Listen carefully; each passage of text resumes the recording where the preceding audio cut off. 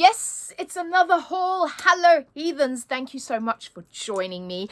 I'm doing a haul today, but I actually have a lot of secondhand books. So my charity shops have actually been really good over the last few weeks. So I've managed to actually pick up some really cool books in person at the charity shop. I've also got some online orders, and of course I've got some Waterstones books because I should just start handing over a monthly stipend of my salary. I am considering it direct debit. So without further ado, thank you so much for joining me today. Welcome if you're new, or welcome back. If you do like my videos, please like and subscribe. It really helps the channel, and I've had some new subscribers and I love the interaction. I love chatting to you guys as well. So if you enjoy, please just send me an emoji, give me a comment, anything like that, because I love making these videos and I love hearing what you want as well. So also on these videos, let me know what you want to see, because I might be able to make that happen. So let's start with those mentions. They're in a Waterstones bag, but they're actually, I was just kind of collecting them. So these are not obviously bought all at once. Sorry, I'm just trying to make sure that this doesn't fall over. They're bought at different times in different places, but I always scour the book section, clothes and books. It's my thing. And also decor lately has just, I can't stop buying decorations. But anyway, this is the first book. This is Beauty by Robin McKinney. And actually, I'm going to get up. Pardon me. You're getting a lovely view of my dress. I have 2 Robin McKinney books, so I actually had that one up on display. So this is Beauty by Robin McKinney. And this is a retelling of the story of Beauty and the Beast. I mean, it literally says that on the front. Beauty has never lived up to her name. Pale, thin and awkward, she has no interest in pretty gowns or handsome suitors and spends her days lost in the books that are her most treasured friends. But all that is about to change, for when Beauty's father loses his way in the dark forest and finds himself in the clutch of a terrible beast, Beauty becomes entangled in a story more bewitching than any she's ever read. One of bitter revenge, dangerous magic, and a powerful curse, and a love so transcendent that it reveals the true beauty in everything. Does that not sound incredible? And it was a whole £1.50. And then I also got this book. So this is also by Robin McKinney, and this is Sunshine. So this book I read years and years ago, and I really loved it. This is a vampire book with sort of a twist. Now, from what I remember about this book is that our protagonist kind of gets captured by vampires, and she ends up, I think, chained in this like mansion, and she's got to somehow get out. I want to read it again, but the reason I got this I was in Goldsboro and they had this, and this is why it's got the plastic on it. They had this on the shelf because apparently they had found a box of old books in their basement. This was one of them. This is a first edition of this book. I don't know if it's signed. I'm just going to check because a lot of it, but I don't think it's signed. But this is a very first edition of this book, and I was very excited to see that. And they only obviously had the one because it was literally in a box in their basement, and I was like, I'll take it. Yeah, thank you. Thanks. I'll take that. So I thought I'd show you that as well. Then I found this one. I was really excited about this. This is Bacchanal, how do you say that properly? Bacchanal by Veronica G. Henry. And I mean, just that cover alone was like, yes, must see it. The kind of spooky fairground thing is totally my thing, and I've got a few of those. I'm collecting the spooky books, so October reading, Halloween reading is coming up. I'll be doing a video for that. But this one says, the carnival may roam, but the souls never leave. Abandoned by her family, alone on the wrong side of the colour line, with little to call her own, Eliza Meeks is coming to terms with what she doesn't have. It's a gift for what she does have. It's a gift for communicating with animals. To some, she's a magical tender. To others, a she-devil. To a talented prospector, she's a crowd-drawing oddity, and the Bacchanal Carnival is Eliza's ticket out of the swamp trap of Baton Rouge.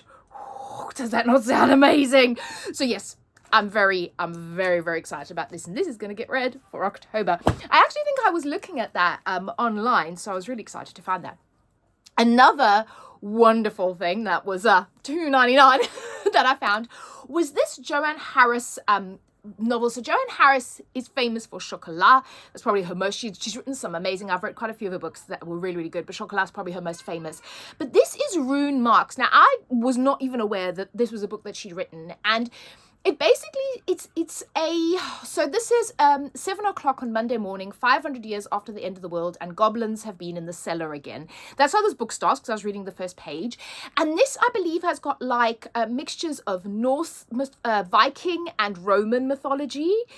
So Rune Marks, Joanne Harris uses her keen imagination to create a world not unlike her own, so a bit like an urban fantasy, if it had been shaped by the Vikings instead of the Romans, and colours in with a familiar blend of rich imagery and gritty realism. A disenchanted world where the gods died long ago, can Maddie bring them back to life? So Maddie is our main character. That just sounds really, really good, and I did not know that Joanne Harrison had written fantasy like that.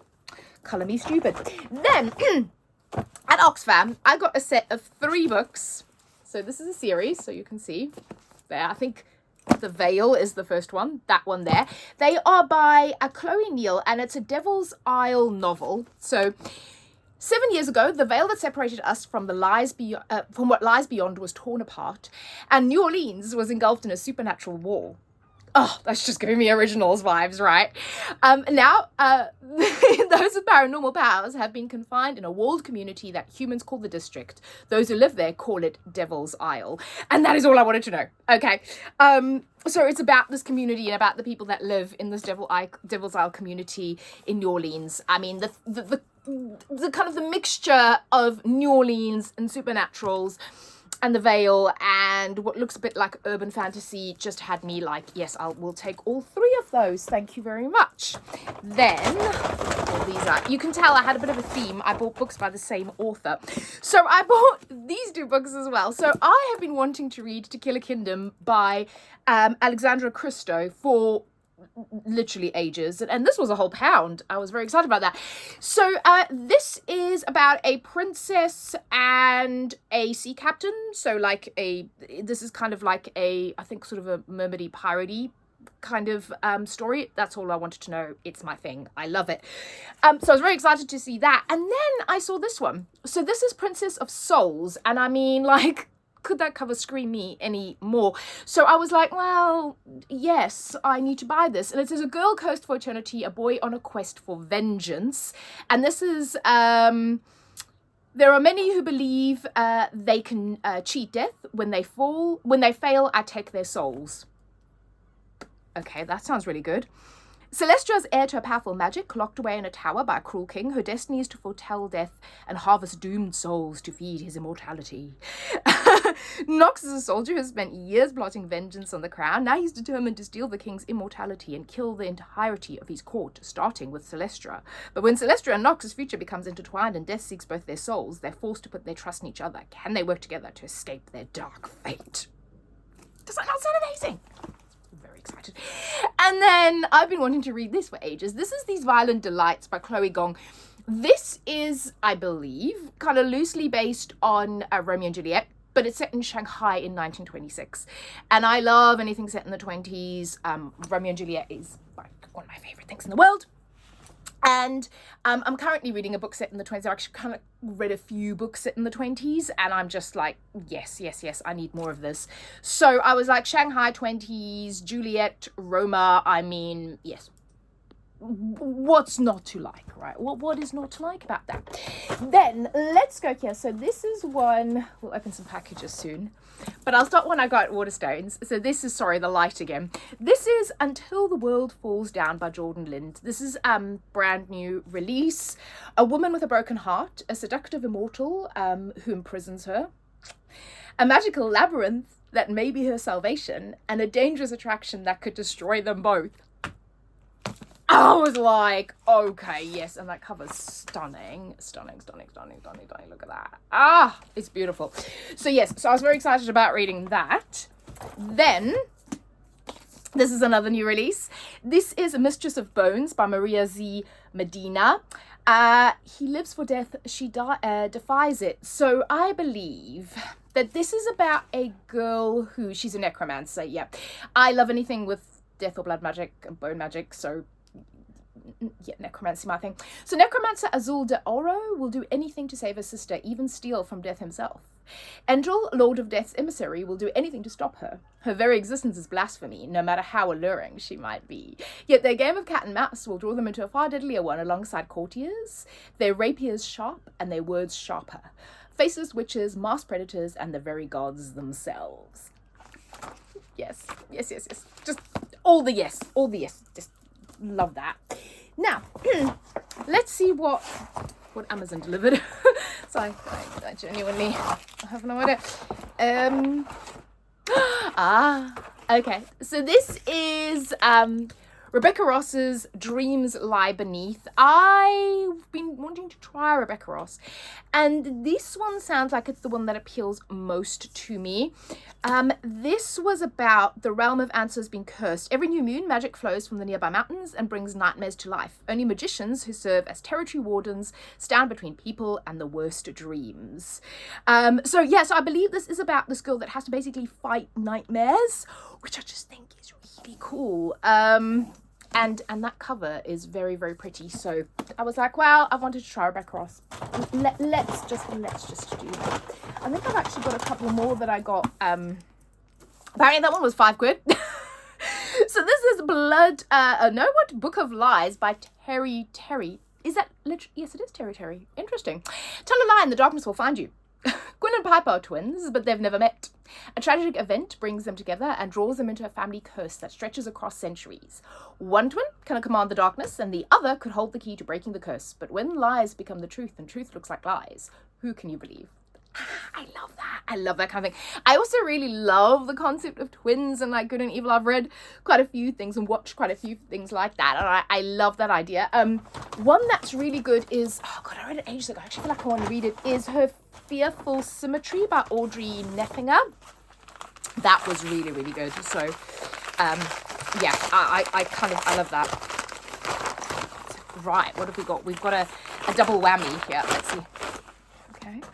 So you're going to see it. Ooh! Okay, that's Vespertine. So this is by Margaret Roberts, and this is Sorcery of Thorns by Margaret Roberts. So I have been wanting to read Margaret Roberts for ages. Now, Vespertine, I thought, just was perfect for winter. This is giving me winter. Does this not give winter? This gives winter. Don't let sleeping spirits lie. And so our main character, she's in training to be a Grey Sister, a nun who cleanses the bodies of the deceased so their souls can pass on. And I was like, yes, just give me that premise. I want it. I want to read this. So this is going to be one of my winter TBR books. And then this is A Sorcery of Thorns. Now, it's just so beautiful. Also, I'm really, really into anything with the Fae again, and all sorceresses are evil. Elizabeth has known that as long as she's known anything. Raised as a foundling in one of the great libraries.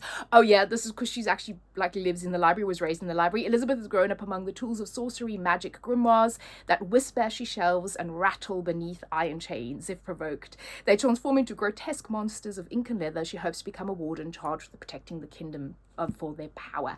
Now, I'm so into the Dark Academia at the moment. I cannot tell you. I'm reading Calabasas. Oh, I'm in love. But this just sounded incredible. I also got, weirdly, at the charity shop, I found this, which is Mysteries of Thorn Manor, and I believe this is kind of a novella based on this. So I was like, well, I kind of need to get this now. I will justify anything. Then what else have we got? So apparently that was £1. So this is Beggar's Abbey by V.L. Valentine. That's great. So this is set in the 50s. So December 1953. This was another one of my kind of wintry books that I was collecting. And Sam Cooper has nothing left. Her mother is dead. She cannot afford the rent of her Brooklyn apartment, and she has no prospects until she finds a stack of hidden letters that reveal a family she never knew she had. 3,000 miles away in Yorkshire, the chance of a fresh start. But Beggar's Abbey is a crumbling pile inhabited only by Lady Cooper, Sam's ailing grandmother, and a handful of servants. Built on the foundations of an old convent, the building moves and sings with the biting wind, and a shadowy woman moves along the corridors at night. Despite her growing fear, Sam's determined to discover just what led her mother to leave Beggars and keep its very existence from her. That sounds so good. So yes, that is going to be the perfect wintry spooky read. Now, trying to, these are kind of stuck, so I've got to get them out. So these last few are from Waterstones.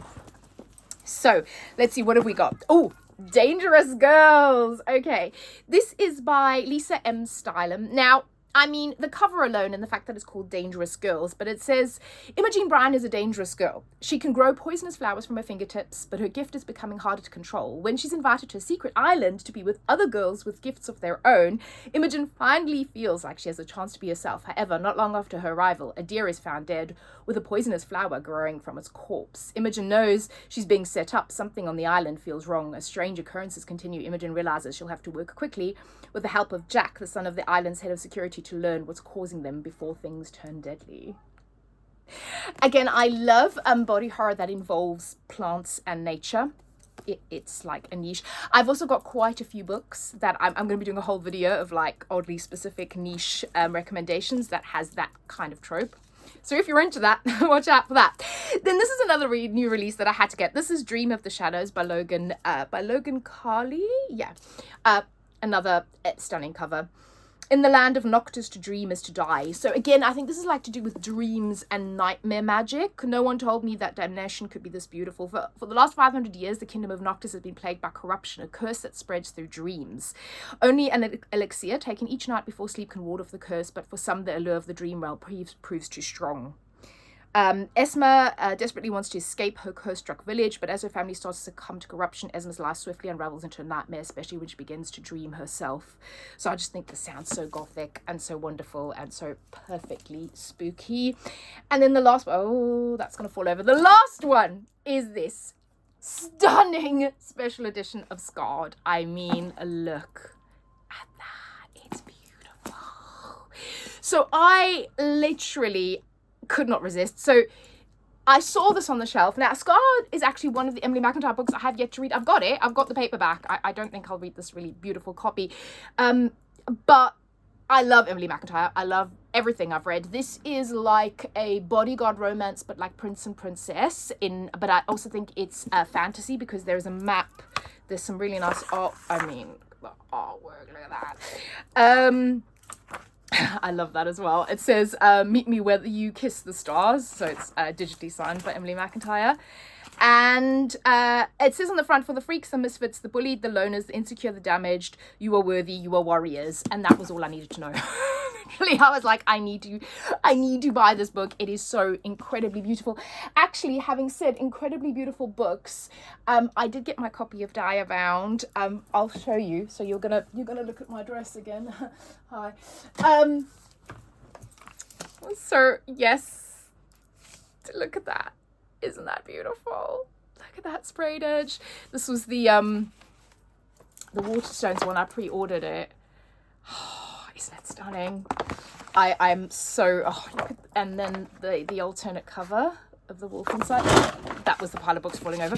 I'm so excited to read this. I'm currently reading On Wings of Blood, and this is going to be next. That's it. It wasn't too bad today. Let me know what you're reading. Let me know what you've got lately. Let me know what you want to see from the channel, and leave me a wolf if you got to the end of this video. I'll speak to you all again very soon. Bye.